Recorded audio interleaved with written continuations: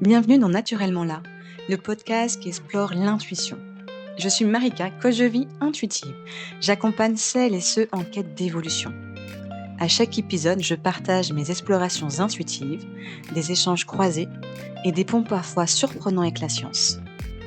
Ici, on plonge en douceur dans ce qui est souvent jugé ou méconnu et est pourtant naturellement là en chacun de nous. Comment savoir si c'est vraiment mon intuition qui parle? Ça, c'est une question que j'entends vraiment souvent et d'ailleurs jusqu'à récemment, le week-end dernier, on était en escapade en amoureux avec mon conjoint et du coup, il me posait cette fameuse question. Et là, ça a déclenché une conversation super intéressante. Et je comprends cette question parce que je trouve qu'elle expose déjà une curiosité et c'est top d'être curieux et aussi ça montre qu'on est en recherche de preuves. Du coup, dans cet épisode, je vous partage 3 réponses à cette question qui découlent de mes propres expériences. Donc, il y aura la première qui, pour moi, est le fait d'expérimenter, c'est-à-dire de suivre ce qu'on ressent et d'observer ensuite. Ensuite, la deuxième piste, c'est laisser le temps au temps. C'est quelque chose que j'aime bien dire, parce que certaines validations n'arrivent pas immédiatement. Et la troisième, on va dire la plus courageuse, c'est d'accepter qu'on ne sache parfois pas et comprendre pourquoi ça n'invalide en rien son ressenti. Déjà, on va commencer par pourquoi on veut valider. Donc, pourquoi on veut valider? En tout cas, on recherche une validation. Je trouve que cette recherche est légitime parce qu'on veut construire une relation de confiance. Vraiment, on va avoir confiance en cette voix intérieure. On va apprendre à, bien sûr, la reconnaître pour arriver à la distinguer avec son mental, des fois aussi avec ses peurs, des fois avec ses désirs, etc. Et c'est pour ça qu'observer les résultats de ce qu'on a suivi ou pas comme voie, c'est utile, voire vraiment nécessaire pour mieux comprendre son fonctionnement. Donc voilà, ça c'est pour poser le cadre de pourquoi on veut valider. Ensuite, il y a 3 pistes que j'aimerais vous partager. La première, c'est le fait d'expérimenter. Et par expérimentation, je ne veux pas dire faire des tests en laboratoire, d'accord? C'est quelque chose de beaucoup plus simple, beaucoup plus cool. Là, je veux dire, c'est suivre son ressenti, si on ose, même quand le mental résiste. Et après, si on suit cette petite voix intérieure, en tout cas qu'on estime être une voix intérieure, on observe ce qui se passe ensuite. Je vais vous donner un exemple concret que j'ai vécu avec mon conjoint. Donc le week-end dernier, on cherchait un restaurant. Et j'avais trouvé un endroit, un restaurant qui avait l'air sympa sur Maps. Il était noté 4,6 sur 5, il avait des centaines d'avis. Il était marqué dans les avis Google, menu ouvrier, portions généreuses et beaucoup de fait maison, fait maison, fait maison. Tout semblait franchement indiquer que c'était un super choix. J'ai partagé du coup ces infos avec mon conjoint. Et on décide d'aller au restaurant. Voilà, moi je me suis emballée. En général, je suis rapidement emballée. Puis on fait l'entrée, ouais, ça va. Le plat, ouais, bof, dessert, vraiment pas bon. Donc on ressort de là, voilà, avec cet avis de waouh, en fait, on est mal tombé. Et c'est là qu'il m'avoue qu'en fait, il avait eu la pensée plutôt, une pensée vraiment spontanée de non. Donc bien avant d'y aller, de non, suivi d'un ressenti corporel qui était de l'ordre de la contraction. Et il y avait son mental qui est vite intervenu en disant non mais attends, ça va pas être comme ça parce que voilà, il a essayé de faire des liens, son mental, son cerveau. Il l'a pas partagé, on a fait l'expérience et on se rend compte que c'était vraiment pas top. Donc intéressant de pouvoir, en tout cas communiquer son ressenti, le partager et puis le suivre parce que finalement c'est rien de grave. Et ce que j'aime bien dans cet exemple, c'est qu'il y a de tout, je trouve. Il y a la perception intuitive qui est très claire quand même. Le non suit du ressenti corporel. Il n'y avait vraiment pas d'indice extérieur pour justifier le non. Vu qu'en plus, je lui disais, attends, super avis, regarde, Il y a eu l'intervention rapide du mental avec des arguments rationnels pour venir valider le oui, en fait, il faut y aller. Et puis, la mise du côté finalement du ressenti. Et la validation du coup a posteriori quand on a fait l'expérience d'aller dans ce restaurant. Donc aussi, à votre tour, essayez de suivre cette petite voix, voilà, la petite voix qui semble être de l'intuition. Suivez-la franchement tranquille, sur une décision anodine, comme là par exemple pour le restaurant. Et vous voyez après si elle s'est révélée fiable ou pas. Et comme c'est sur une petite décision sans enjeu, bah, c'est entièrement OK si on se trompe ou pas, en fait. On est là pour tester, expérimenter, parce que c'est qu'en testant qu'on apprend vraiment. D'ailleurs, pour les plus motivés, et si vous me suivez depuis un moment, je vous recommande vraiment fortement de tenir un journal intuitif pour noter vos perceptions. Aussi, lorsque vous observez l'intervention du mental, après, de manière générale, ce qui s'est passé ou pas, des fois on ne le suit pas, et qu'est-ce qui s'est passé ou pas. Et repérer ainsi vos schémas répétitifs pour aussi, du coup, mieux comprendre vos fonctionnements intérieurs. La deuxième réponse demande beaucoup plus de patience, ça c'est clair. Certaines informations intuitives ne se valident pas dans la seconde près, des fois dans l'heure. Ça peut prendre des semaines, voire des mois, voire plus. Et là, cette fois-ci, je vais vous partager un autre vécu personnel. Dans une lecture intuitive que j'avais fait quelques mois en arrière, j'avais capté qu'un voyage avec mon conjoint se réaliserait 2025-2026 et dans un pays exotique. Je voyais vraiment les tropiques, la jungle, les animaux exotiques concrètement. Bon, au final, on a choisi de partir au Japon, qui était juste incroyable, ce voyage au Japon. Alors, rien à voir du coup avec ce que j'avais perçu. Et franchement, j'aurais pu conclure, moi, j'étais à côté de mes pompes ou que la lecture était fausse. Et donc voilà, classer l'expérience comme non valide et puis passer à autre chose. Mais quelque chose de surprenant s'est passé, c'est que mon conjoint, sans connaître cette lecture, m'a fait la proposition de partir en Colombie la même année. Chose quand même que je souligne qui est exceptionnelle, parce que faire 2 longs cours dans la même année, on ne le fait pas. Donc c'était pas couru d'avance de faire ce voyage-là. Et du coup, Colombie, on est en plein dedans, pays exotique, voilà, voyage long courrier 2026. Ce que j'aime bien avec cet exemple, c'est vraiment ce détail que mon chéri ne savait pas. Il n'y avait aucun biais du coup possible de sa part, il n'était pas informé de cette lecture intuitive que j'avais faite quelques mois auparavant. Et je voulais pas en plus lui communiquer pour pas nous l'influencer ou même moi me le programmer à l'esprit. J'avais oublié d'ailleurs cette petite info. Donc ça c'est plutôt cool d'oublier aussi, juste oublier. Alors, est-ce que c'est une preuve absolue?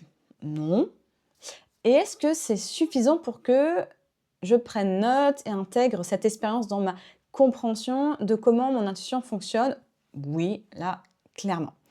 Donc, petit rappel pour vous, ne validez pas trop vite ou invalidez pas trop vite non plus, j'ai envie de dire. Une perception reçue peut-être en janvier peut trouver son sens en octobre. D'où l'importance, encore une fois, j'ai envie de dire, d'avoir un petit journal intuitif sous la main pour relire ses écrits, ou alors, moi, ce que j'aime bien faire quand je suis en mode lecture intuitive, c'est prendre des audios via mon mobile et les réécouter.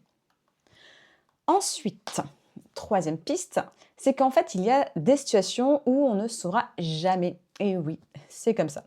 Où la validation n'arrive pas parce que, en fait, c'est pas parce que le signal était faux, mais parce que la vie ne nous donne pas l'information de retour. Autre exemple concret.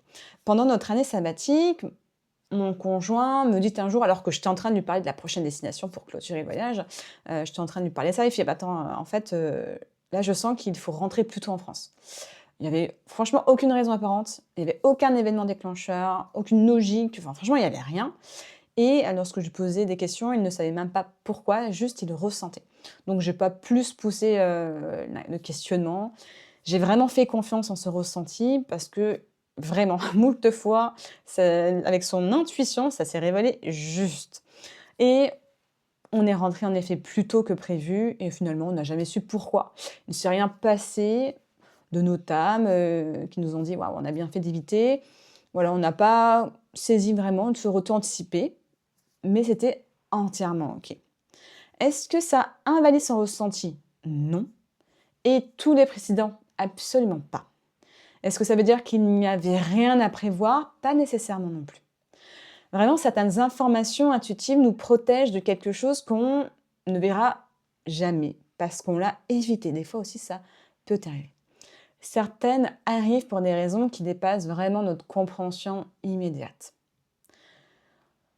Il y a un dernier point aussi que j'aimerais aborder, parce que ça peut changer pas mal de choses dans la façon dont on évolue ces expériences intuitives.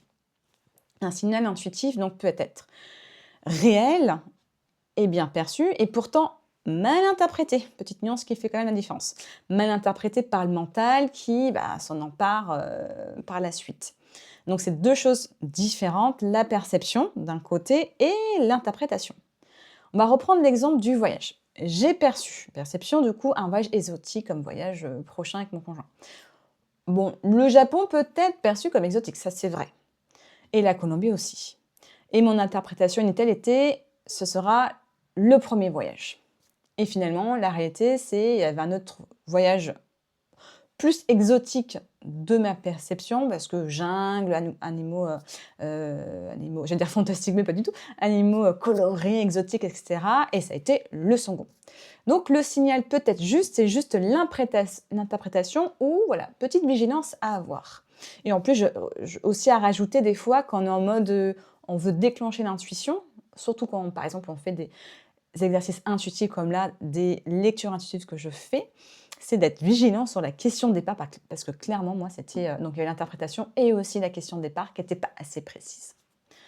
C'est pour ça qu'il est utile finalement quand on a une perception en tout cas ne se confirme pas comme on l'attendrait, ne pas conclure trop vite par l'intuition ne fonctionne pas ou l'intuition est fausse. On va plutôt se demander, en tout cas ce serait idéal, est-ce que le signal était juste? Est-ce que c'est mon interprétation peut-être qui était incomplète? Est-ce qu'il y a peut-être une autre lecture possible de ce que j'ai perçu? Avec ce questionnement, bien sûr, mené avec honnêteté et sans forcément chercher à tout prix la justification, ça nous permet d'affiner progressivement notre capacité à distinguer le signal brut de la construction mentale qui vient du mental, qui viendrait se greffer à la perception intuitive. Et puis aussi, j'aimerais rajouter, ne vous prenez pas la tête, vraiment. Rappelez-vous, vous verrez avec le temps si c'était votre intuition ou pas. Donc, si elle va conclure, comment savoir si votre intuition est juste? Je rappelle, en tout cas moi, de ce que j'ai perçu, ce que je peux expérimenter, ce que je peux percevoir chez moi, observer chez moi ou chez les autres, c'est ces trois chemins possibles. Tout d'abord, le fait d'expérimenter, donc c'est-à-dire suivre ce que l'on ressent, observer les résultats, construire aussi progressivement une connaissance de soi, c'est vraiment une sorte de cartographie, mieux comprendre son fonctionnement. Et franchement, essayer sans pression, commencer par des petites choses, vraiment, des décisions anodines. Recommandation plus, parce que c'est moi ce que j'ai adoré, chacun est libre de faire ce qu'il veut, tenir un journal. Et laisser, voici, vous voyez, émerger les schémas répétitifs. Ensuite, deuxième chemin possible, laisser le temps. C'est-à-dire ne pas conclure trop vite. Parce que certaines validations arrivent, franchement, des fois, bien longtemps après, ça peut être des mois, voire peut-être même des années après la perception reçue. Donc, vous pouvez garder une fenêtre ouverte et puis en plus même l'oublier. Moi, c'est ce que j'aime bien faire parce que j'aime pas non plus me programmer, j'aime bien laisser faire. Et troisième chemin possible, c'est d'accepter de ne pas toujours savoir. Donc là, c'est que, pas toujours la savoir. Et aussi autre information, c'est que une expérience non validée ne remet pas en cause toutes les expériences passées qui l'ont été. Super important de s'en souvenir. Vraiment, rappelez-vous, c'est vraiment l'ensemble du chemin qui compte. Et pas une occurrence isolée. Ah voilà, ça va marcher, ça annule tout ce que j'ai vécu. Et j'aimerais finir sur cette idée que l'intuition est toujours juste. Okay, l'intuition vraiment au sens de perception directe, non raisonnée. Voilà, cette perception-là est toujours juste. C'est finalement la perception entre la perception brute et de ce qu'on en fait qu'il y a tout un chemin, parce que sur ce chemin intervient beaucoup de choses, comme l'interprétation, comme on a pu le voir, et aussi les déductions du mental, etc. Et il y a aussi des confusions qui peuvent faire croire que l'intuition est fausse. La confusion avec le désir ou encore la confusion avec le raisonnement inconscient. On en a déjà parlé dans des épisodes précédents. C'est pour ça que garder un doute, je trouve sain, que garder un doute est sain dans cette exploration et cela constitue un guide du discernement, si on peut l'appeler comme ça. Cette distinction, vraiment, c'est précisément ce qui rend la pratique intuitive plus fiable avec le temps. Et si ce sujet vous intéresse et que vous souhaitez aller plus loin dans votre pratique intuitive au quotidien, vous pouvez retrouver des articles dans la catégorie Intuition au quotidien du blog de mon site internet maricapech.com. Je vous mets le lien dans la description. Merci d'avoir écouté cet épisode de Naturellement là. Si cette exploration vous a touché ou inspiré, prenez un temps pour évaluer le podcast sur Spotify. Cela aide vraiment d'autres personnes à me découvrir. Et si peut-être vous m'écoutez sur YouTube, un petit like, franchement, fera toute la différence. L'intuition, ça se cultive aussi en communauté, donc n'hésitez pas pour vos retours, ce qui me permet d'enrichir mes pensées et peut-être même aussi de guider mes prochaines thématiques. Je vous dis à très bientôt pour un prochain épisode. D'ici là, restez à l'écoute de vous-même.